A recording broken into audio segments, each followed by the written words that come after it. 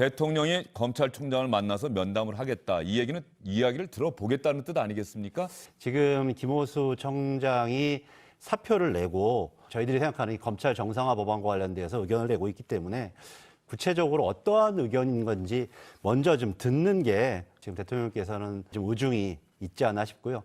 과연 어떠한 메시지가 나올지 저도 좀 예단하기가 사실 좀 쉽지는 않습니다. 대통령님 스타일로 봤을 때는 지금 왜냐하면 국회에서도 법안이 발의되어 있고 이제 본격적으로 논의를 하고 상임위부터 논의를 해야 될 시기에 먼저 이것에 대해서 언급하실 가능성은 좀 적다라는 생각은 듭니다. 또 외교적인 사안이라든지 이런 경우에 같은 경우에는 대통령께서 뭐 메시지 내고 입장을 밝히셨는데 국회라든지 법원 이런 다른 헌법기관이 어떤 권한 안에 있는 경우에는 그런 부분들은 좀 자제하시려고 했던 것이 대통령의 좀 스타일이시죠.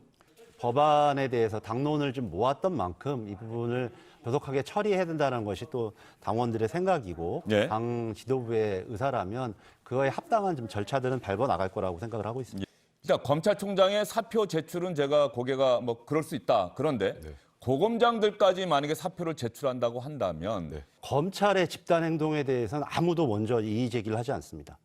마치 저거는 아주 자연스럽고 검찰이 뭔가 의롭게 자신들의 행동을 하는 것처럼 얘기를 합니다. 만약에 경찰청장들이 다 모여서 저런 식으로 난 사표를 던지겠다. 또는 우리 육군 장성들이 사표를 던지겠다.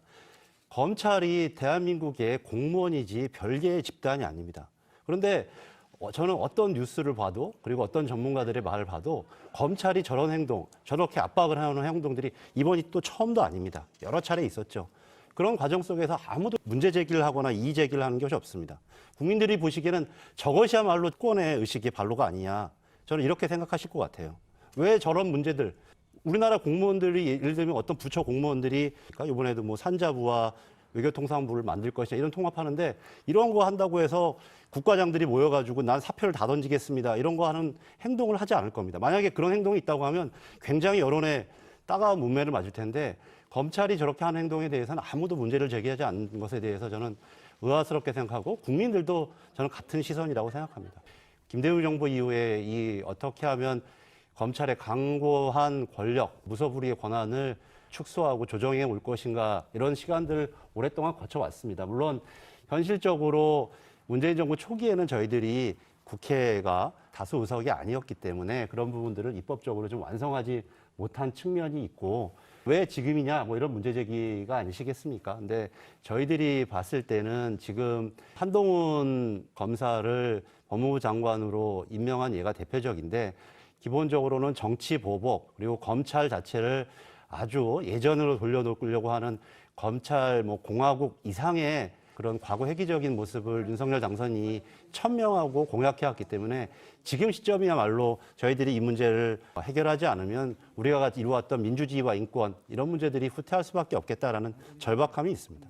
제도적으로 우리가 해결할 수 있는 일들은 지금 해결하자 이런 것이 지난번 우리 의총에서 모아진 의견이었고 당원들한테도 좀 저희들이 좀 조사도 했었는데 그것이 다수의 의견이었다 이렇게 좀 말씀드리겠습니다. 경찰이 물론 어떤 부분에 있어서는 검찰의 수행량만큼 안 되는 부분이 있을 가능성도 있습니다만 이제 경찰도 예전과는 다르지 않습니까? 경찰 역량 자체가 대부분 굉장히 우수한 인력이 이제 경찰이 되고 그런 부분에 있어서 여러 성과들도 있다고 생각하는데 너무 전문가들께서는 경찰은 아주 수사를 못하는 집단, 검찰은 아주 만능의 모든 것을 잘하는 집단 이 전제하에서 이런 얘기들을 하고 있는 게 좀 다소 너무 좀 편향된 시각이라는 생각이 좀 하나 좀 들고요. 그러니까 검경 수사권 조정 이후에 지금 평가를 들어보면 검찰 쪽에서도 적극적으로 좀 협조를 하면서 지금 수사 노하우와 이런 역량들에 대해서 같이 했어야 되는데 전혀 그런 협조라든지 이런 것이 전혀 없었다라는 생각이 평가고요. 저는 그런 부분에 대해서 이제 입법적 결단으로 수사와 기소를 분리하게 되면 결국 이제는 검찰이 위에 있고 경찰은 그 밑에 있는 그런 관계가 아니라 어려운 법률적인 뭐 쟁점들이 있는 것이 충분히 발생할 수 있습니다. 저도 뭐 변호사라서 그런 부분을 충분히 이해하는데요.